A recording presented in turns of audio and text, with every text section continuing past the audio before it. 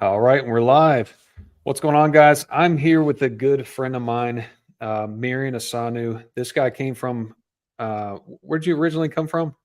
Romania.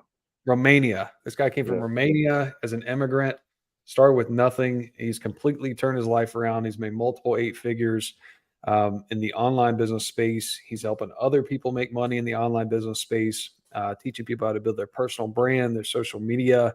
He's even buying businesses. So, without further ado, I'll let you take it away, brother. 100%, man. Thanks a lot for having me here.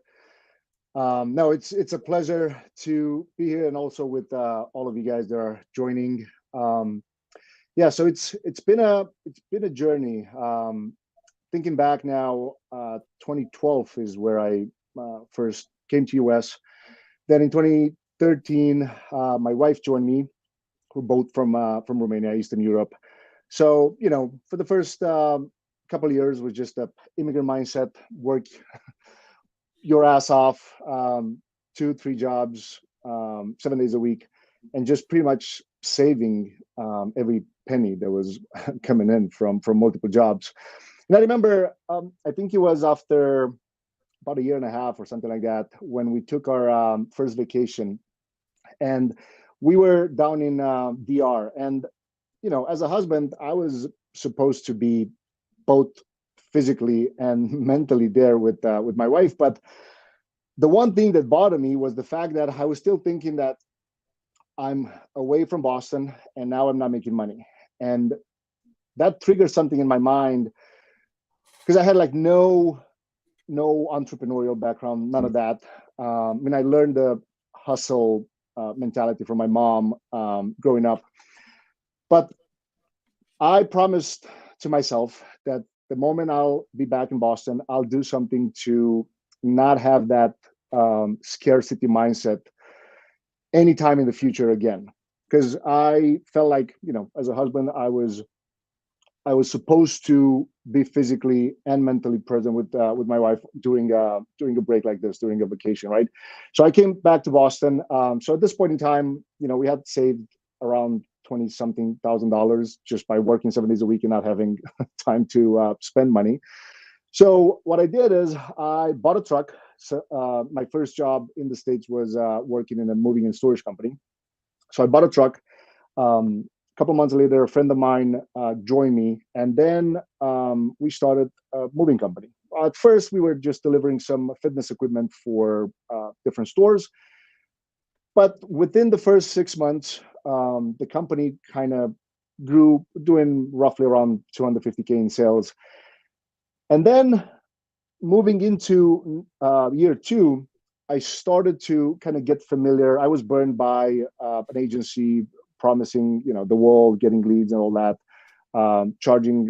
I think I paid $3,500 or somewhere around those lines, and we got like zero leads. And I'm like, dude, like you're showing me these reports of just getting a bunch of traffic, but if I don't sell, like I cannot put food on the table for me, my family, my business partner. Yeah. So I started to go into the whole rabbit hole of learning the actual, like what it takes to make money in a business, right? Because if you don't have leads, there's no possible way that you're going to be able to make any kind of sales. Like there's no way that you just snap your fingers and now you make sales, right? Like you need to have Yep. leads first and then learn how to communicate your value prop and then being able to sell them into whatever you're selling, service, product, whatever. So then what happened during these years, we were still using a lawyer every 7-8 months to extend the visas, and the immigration process in US, it's fairly complex to say the least. But what happened was the lawyer submitted two applications, one for me, one for my wife. My wife was looking to get into school, so he submitted two separate applications. And because of that, I don't want to get too much into details of those scenarios, but bottom line was there were two conflicted applications. So I got a letter in the mail saying you have 48 hours to leave the country, because if not, you'll become an illegal immigrant. I'm like, Wow. God damn, man. Like it's, at this point was 3.5 years in the States. The business was starting to grow. And all of a sudden now we have to pack everything up in, 2 days and leave. So it was a blessing and a curse at the same time. I just had this conversation with a friend of mine on a podcast last week. The reason that, obviously it was a curse because I had to leave the country. So I was lucky enough. My business partner was here, so he was dealing with all the operations. But I had to completely, leave. And on top of that, I was taking all the phone calls on U.S. time zone, but being in Romania, in my home country, right?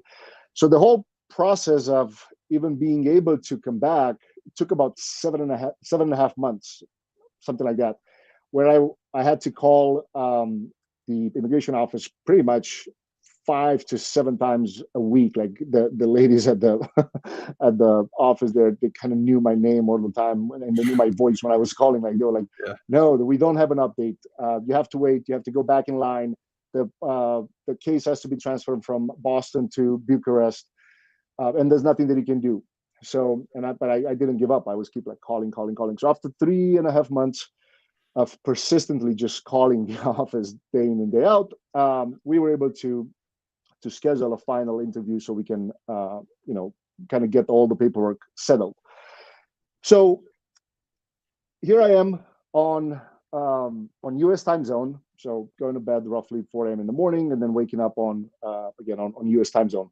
I was taking all the phone calls from there. But the reason that it was a blessing, because I was so removed from the operations of day-to-day stuff, I was able to look back at the business and understand the actual process that it takes to generate leads, where to get traffic, the difference between search and interruption, like platforms like Facebook, Instagram, all the other stuff, the difference between a website and a landing page, and when to use it and when not, what's SEO, all these things combined. And I was able to also implement them. So by the time that we got back in Boston, this was September, I think, no, it was end of August. The business was doing in second year 1.2 million. So it kind of 7x by the time that I got back. Yeah. So the main reason for that was, number one, again, I understood the whole process of like what it takes to get the traffic that it needed, like be in front of people when they search it and they need it the most, and then being able to, take those calls and sell it over the phone. So, and then of course, taking some courses, reading some books on follow-ups and sales and conversions and all those things. But then when I got back, a lot of the contractors, friends, people in the roofing industry, construction, remodeling, cleaning, all the other companies that are kind of in the local home service space, started to ask some questions. They're like, dude, how, like, we thought you guys you're gonna go out of business. Like, what the hell happened? So then slowly, at the time, I didn't even call it consulting or coaching or whatever. Like, I was just helping my friends with some advice of like how they can get some business, some new clients. And then from there, it was kind of, now I got back. Now I can start from scratch in a way, right? But I had all the knowledge and all the stuff that I learned during those 7 months. So now I can apply a lot of these different things that I learned to multiple situations. So long story short, then my wife had a business, and then I learned the whole process of business acquisition. Not to say that I've done big deals, but what happened was a couple opportunities came on the table, and some competitors were looking to exit their businesses, and we took advantage in a good way, right? Because both they earned the fact that, okay, now you're not just going to close doors, you're not going to get nothing for all the stuff that you built. And we were able to acquire the website, the phone number, the access to the email list and leads. So I learned pretty rapidly within that period of time that this is also another really smart and fast way that you can actually grow a business by acquiring another business. It can be a direct competitor or indirect competitor. In this case, it just happened to be 3 direct competitors. But we spent, so one of the acquisitions, we spent like $2,000 for the website, the phone number, and access to the email list. And then that business brought back, I think last year was the last time that I checked, upwards of $250,000 in sales. Like, wow. you tell me one advertising one advertising platform that you can put 2K down and get that kind of return. Like that, I haven't seen it. Yeah, that's nuts. Yeah. So from there, it just kind of slowly taught me the whole process of, right, you can use these marketing strategies to grow to a certain point, but then if you want to grow faster, you can use this. Yeah. And then from there, kind of my wife followed my steps into the entrepreneurial journey. One of her first businesses was a residential and commercial cleaning companies. And then after like 2 years, she was burned out and she didn't want to deal with employees and anything else. And she wanted to close doors. And I said to her, look, you forget what I did just about a year and a half ago. Don't rush it. What do you want to do next? And her passion was eyelash extensions, like in the beauty industry. So I said, cool. Give me a few weeks / 2-3 months. Let me package this business together into an actual asset that we can sell. And you can use the amount of money that we get for it to jumpstart your business into the eyelash industry. And that's exactly what we did. So even a company as basic as, in the home service industry, as basic as cleaning, moving, whatever, you can package it up and sell it as an asset, because as long as you have an organized way to show to a buyer, all right, I got a list of leads, I got buyers, I got these kind of employees, and we have a predictable way of getting customers every single month. You pretty much just need the manpower to add to the table, and pretty much you can grow that company now. Like I'm friends with the owner. They're doing 600,000 a year in sales. So I mean, it's not Awesome. it's a basic type of service, but it's a need and it's a demand for it, and you can put it to work. Yeah, definitely. So yeah. I want to go back to the marketing, because you were talking about, there's different forms of marketing. You had experiences with a lot of companies that made all these promises and underperformed significantly. Yeah. And I can definitely relate to that. Somebody that spent tens of thousands of dollars on ads and management companies and media buyers and all that kind of stuff. Uh, you're in the business. What is the difference between a company that actually, you know, performs on the ads and gets the company leads no matter what industry they're in, and somebody that doesn't? Because I feel like there's not really many companies out there that actually get results. I've been through probably 4 or 5 different ones, and I've found very few that actually made any Are kind able of to profit. perform 100%. So again, in my opinion, we have to define what results mean. So for example, this is a great question. So I feel like a lot of agencies or whatever, type of consultants or whatever we want to call them, because they want to attract as many clients for their own benefit, to be able to charge them a retainer or whatever the price structure is, they try to stretch themselves very thin and not work with one specific industry long enough to see all the different things that come into place. Like, for example, if you are an agency that works with, let's say, the home service space, and now okay, these companies get the best results when you use a combination of Google Ads, SEO, and Google Local Services, for example. And then you move into the online space where people are just selling, let's say, courses or masterminds or books. It's a whole different world, and it's a whole different approach and a whole different copywriting structure and strategy that you need to use, because you are talking to a whole different audience in terms of who do you promote your service. So for example, if an agency is working with the home service space, you're advertising B2C, right? Because most home service businesses, they're selling to consumers. So the agency has to know the verbiage and the type of assets, like what videos perform for these people, what type of keywords, the intent, right? The type of intent, like top funnel, bottom funnel, middle, and all that stuff. It's one way that you speak with that audience. And then the other segment is when you work with coaches, consultants, and all, the course creator mastermind niche. Now you're talking B2B most of the time, 95% of the times you're talking B2B. So now it's a whole different mindset that you have to approach and a whole different strategy. So I feel like a lot of agencies are just trying to kind of work with everybody and try to serve. They hate to say no, where you can just maybe make some type of affiliate commission or some type of referral commission in place that you refer customers to another agency that's working with that specific industry. So I feel like the difference is the experience, and also the experience of, all right, have you ever performed or have you ever ran these type of campaigns for this specific audience that you're trying to work with? Because if not, you might just need to start for free and then just prove that you know what you're talking about, or you know what you're doing. It's not like, because everybody gets so hyped about you. They take a course or they buy into some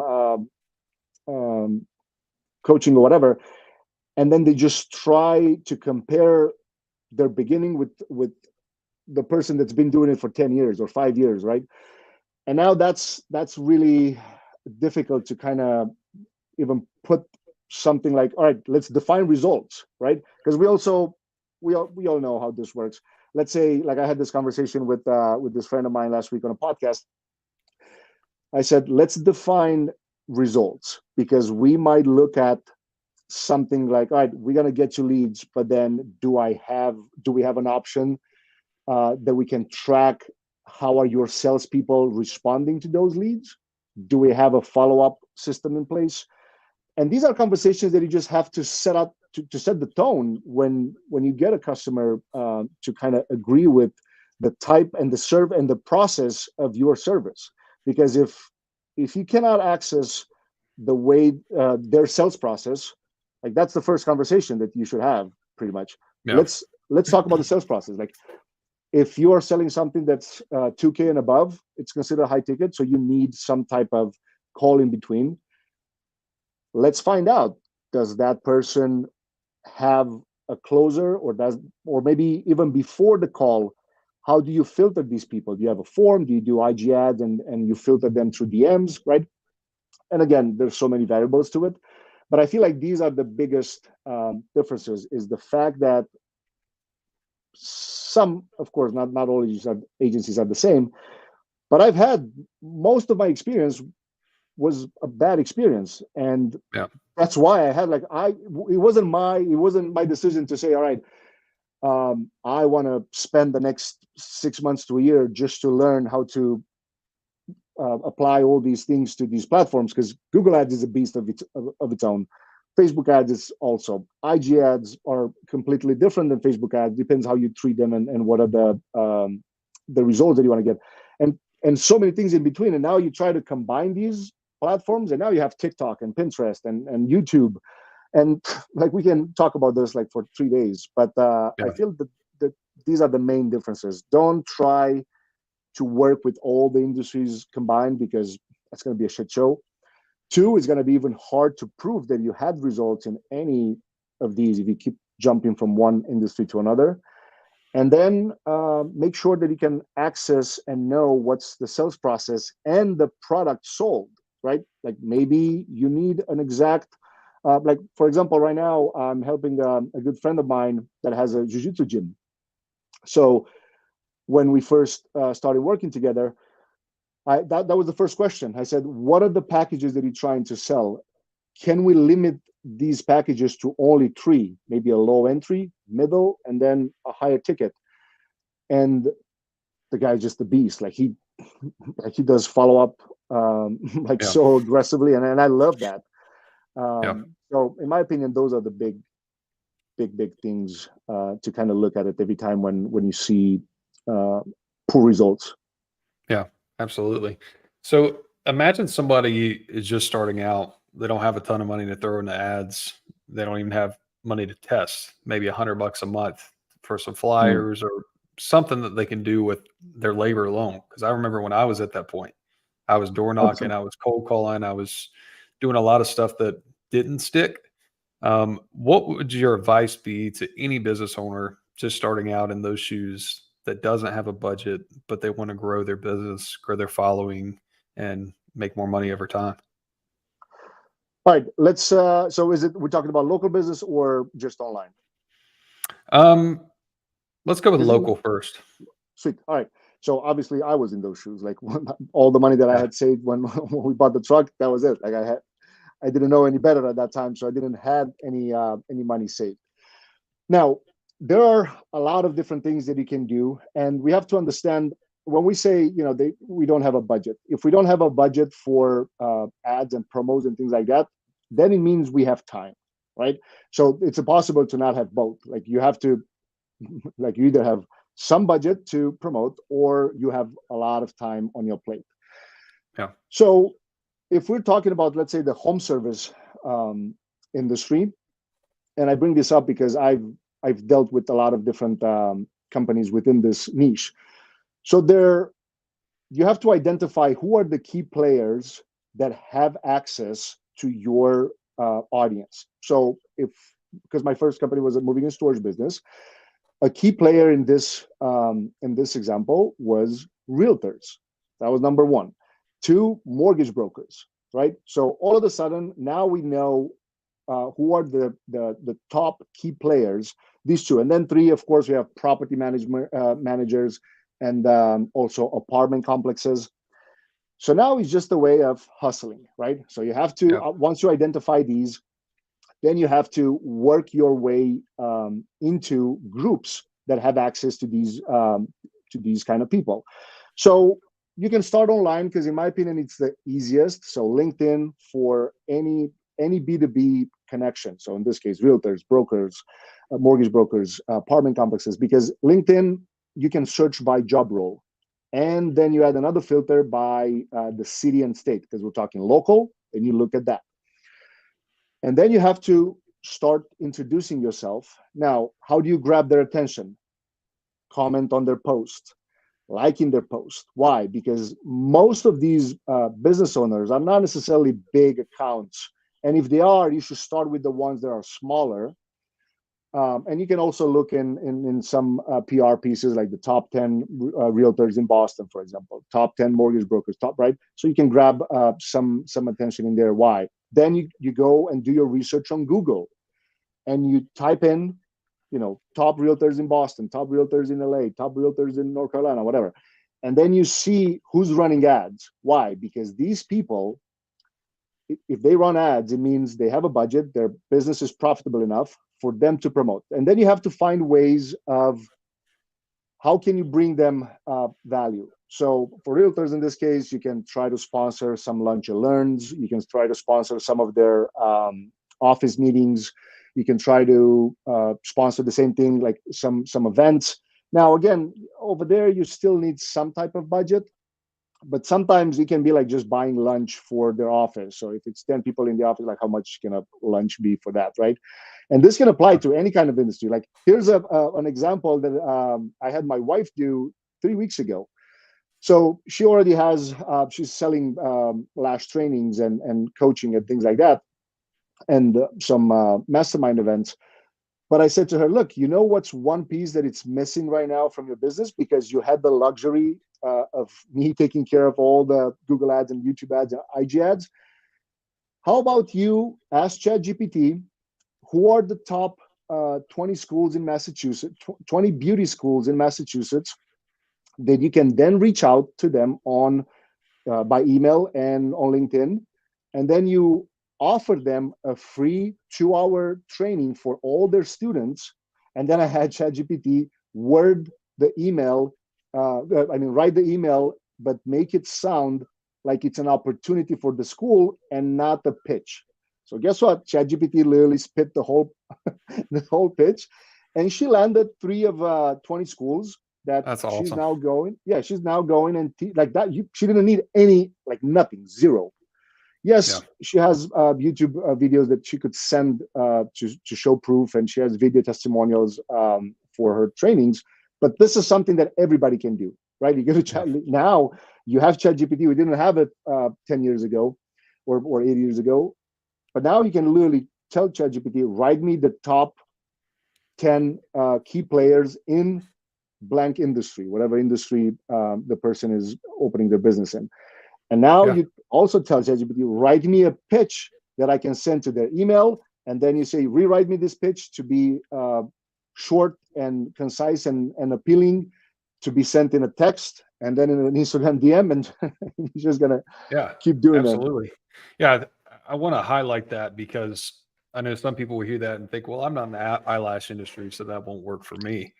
But you put if that you're keyword in literally in any service business, you could do something similar to this. So I'm thinking like personal trainers, like there's hospitals where you could reach out, go on Chat GPT, name me the top 10 hospitals in Charlotte, North Carolina, and then send all of them an email. Hey, I'm a personal trainer in the area. I would love to do a free workshop with all of your nurses to teach them how to lower their back pain or knee or foot pain, something that they deal with a lot. And then after the nurses come in there for free, which is value that you're adding not only to them, but to the facility, now you can sell your personal packages to all those people, which 100%. becomes a huge lead source for you. So you're going to make 10 times the money off the time that you spend on that just by giving first. And that's a common theme that I think everyone should pick up. If you give value first, you'll always get 10 times more in the back end. 1,000%. And this applies to like any kind of business that works, even B2B. Let's say, okay, you don't have a budget to promote. Cool. Go to the Chamber of Commerce of your local city and offer, because the first meeting is for free anyway. Go to every BNI within, like, again, you don't have money, you have time. Go to absolutely every BNI and you go for the first time and you explain, right? And then from there you make connections. So it can definitely work once you have the, and now it's so much easier with ChatGPT because it shortens the learning curve, and not even the learning curve. It pretty much it makes you lazy a little bit because you have all the scripts at your fingertips. It's just a matter of wanting to do it. It's literally that simple. Like and I love the fact, like the way you mentioned it with the nurses, 100%. Like it's and even like, because you said at the beginning of the question, and I'll end the answer with this. You said, all right, if somebody doesn't have more than $100 a month, believe it or not, if you have $100 and you choose, again, we're talking about local, and you choose one zip code, that $100, as long as you're running a campaign with the target of video views, it will bring you a hell of a lot, like a lot of views, a couple, close to like 10,000, if not even more, of video views of a video. It's just a matter of you creating a very powerful short video, and the easiest way to not try to reinvent the wheel, because $100 is $100. Yeah. You go to facebook.com/ads/library, and you look at your top 5 direct competitors and top 5 indirect competitors and see what are they promoting, because now you can look at the amount of time of that business running the ad. And guess what? The longer they ran the ad, the better. And now you just recreate that and you promote it with $100 is going to bring you, as long as you do the target as a video view and not directly clicks or traffic or conversions. You're going to get a ton of views for $100. And that's locally, you cannot beat that.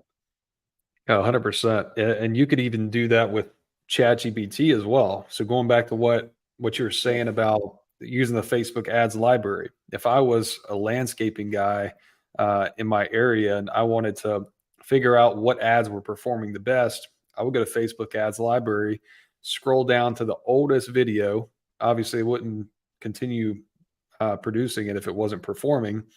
Type in the script into ChatGPT, have it rewrite it in my voice that's conducive to my brand, and then I would read it off a teleprompter to talk about my business. And if it's working for them, then it'll work for you. So that's a great tip for sure. Yeah, and then it's a hack that before you had to spend even a lot of time to recreate the script and all that. And now with all these tools, even if you read it off of a teleprompter, you can make the editing software like captions, or what's CapCut has the AI thing that it just grabs the the look from the Yeah. teleprompter to the actual camera. So the AI will just take care of that. Like nobody will realize that you actually read off of the script. Yeah. Absolutely. That's crazy. So how, with getting ads, I focused a lot on getting organic traffic with like social media and stuff like that. How important would you say that is if somebody really wants to perform at a high level? So it's very important. Here's why: the moment you see a promotional piece of content, regardless if it's a video or not, typically 8 out of 10 times people will click on the profile to see what the person is about. So if you have zero content on your pages, doesn't matter if it's YouTube, IG, TikTok, and people will think that you're either trying to promote some type of a scam, or you'll have probably 70 to 80% higher cost to enroll somebody in your program or sell a service, because you don't have the authority and the credibility built with the content that you do before. The reason that I'm a bigger fan of accelerating somebody's business when it comes to ads, and I'm loud about it and I talk about it a lot in my content, is the fact that you can get faster results. However, every time when we work with somebody, we always say, well, you need this kind of videos before we start running any kind of campaign, because for this reason that I just mentioned, most people will click on your profile and they want to see what you're about. If you have like zero content on your page, of course, people, and for the right reason, people have the right to be kind of thinking of you being sketchy or scammy or whatever if you have zero content on your page. So Yeah. it definitely helps with conversion. Like I would say it improves the conversion 50 to 60%. It will bring you a much lower cost per acquisition. And on top of that, you build brand with the content. Yeah. Absolutely. So, And I was Marion, oh, go ahead. go ahead. The only reason that I remembered this, recently I was again talking to my wife, and I said, for a campaign, I said, look, when somebody's searching on Google lash training near me, you're paying $100 per lead on Google, but when they search your brand name, which is Limit Lashes, you're paying $15. Yeah. That's the reason that content is important, because, and you can achieve that with video views, and of course you can still promote and use ads with content combined.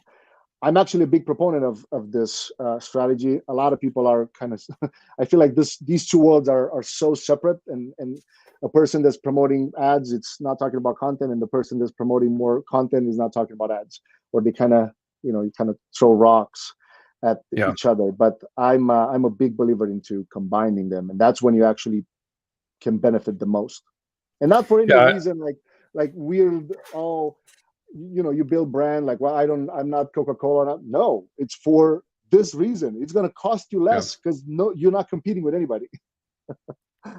Yeah. Well, I think they build on top of each other too. I mean, I've noticed when I'm running ads and pushing my 1000%. social hard, my accounts are growing faster. We're getting more leads. We're making more money. But if I'm only doing one, like I'm doing ads, but I'm slacking off on my posts, seems like I don't get near as much traction as I do as when I'm doing both. They definitely complement each other, 1000%. Yeah, for sure. So you're speaking at our Mansion Mastermind at the end of this month. You're obviously super intentional with everything that you do. So why, in your opinion, is it important to get into rooms like this to get around people that have been doing or are doing what you want to do, what you want to accomplish? Why is that so important? Man, this is my favorite question. So I feel like a change of environment can change your life. Most of the times, and I struggle with this when I started my business. Why? Because you go from a person that's hanging around with people at a different with different intentions and different goals, and now you try to step it up Now you're not going to have weekends available to go for all the parties like before. Now you're going to spend a lot more time, and you want that because you want to grow your business. You want to learn new things. But then you realize, oh damn, like all the people, like my circle is just not doing the same type of things that I'm doing.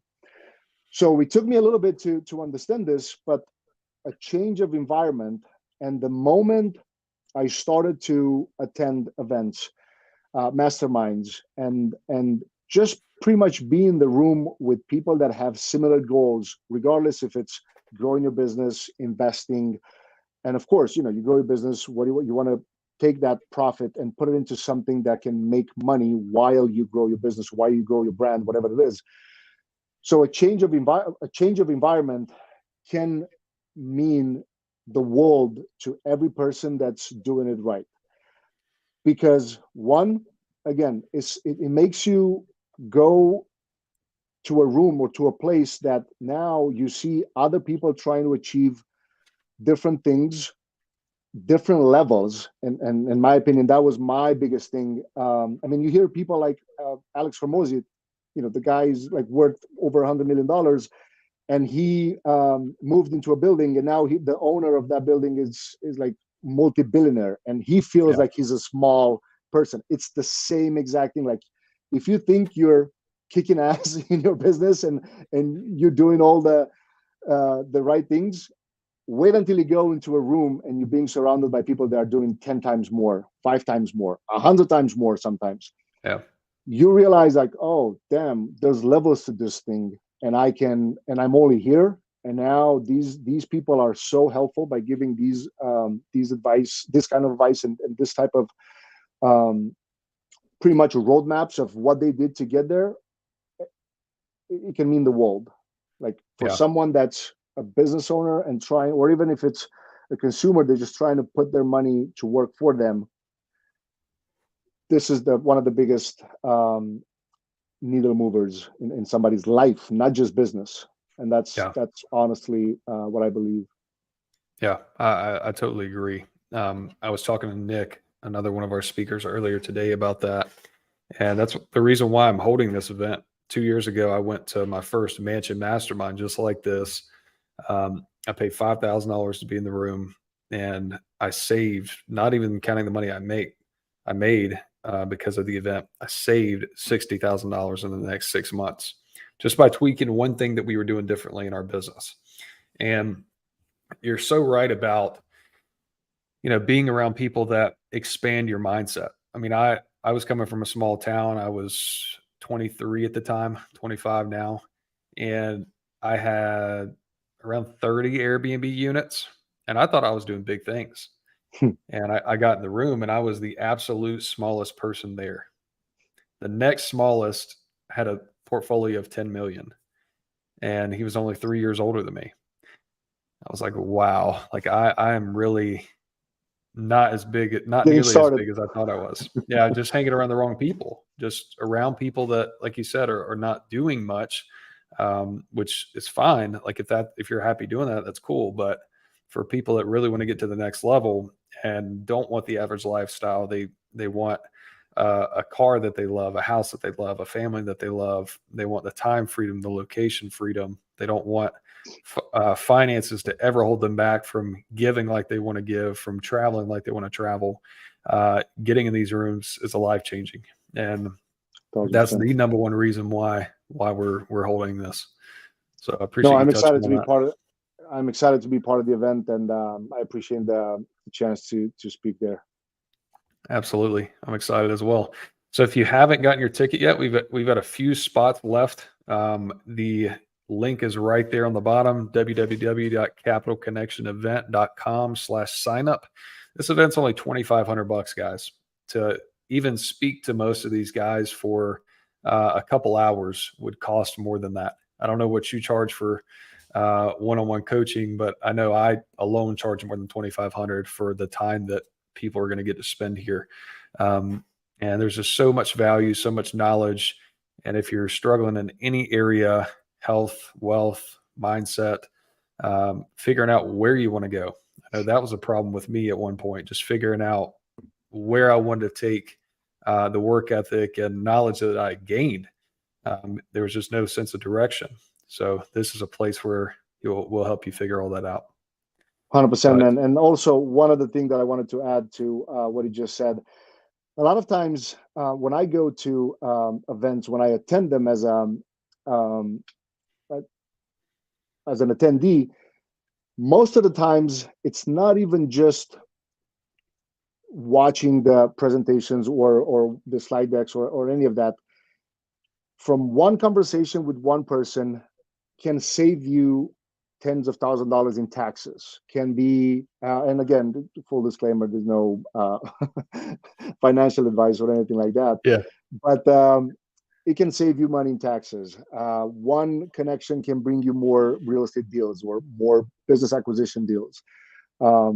A tweak that you can, one trick that you can learn can mean a tweak in your business that can save or bring you more customers. Like, think, what's a customer worth to you?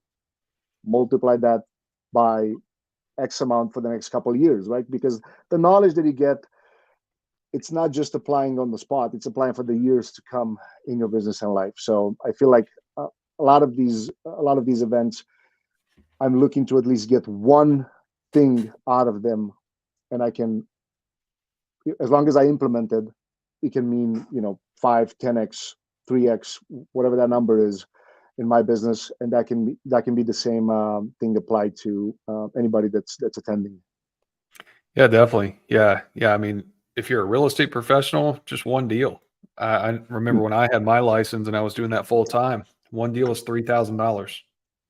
So There you go. if I attended an event like this when I was still an agent, and we got Alex Corona coming, so I mean that's a no brainer if you're an agent. Um, he does a ton of deals, over 26 businesses. But I know if I had this kind of team around me helping me get to at least one extra deal that year, I mean that's the bare minimum. If you don't make it one extra deal after this, then you're just not applying what you've learned. But 100%. I think we could go on and on forever about the value. Oh man, it's my It's favorite there. topic. But it was a pleasure talking to you, Marion, and I'll see you here in a couple weeks. We've got 20 days left, November 30th through December 3rd. It's going to be a great time. It's going to be Looking a forward to it, laid man. back event and just plenty of value. So can't wait to see you there. Looking forward to see you and all the attendees and all the speakers as well. Absolutely. I'll talk to you soon. 100%, man.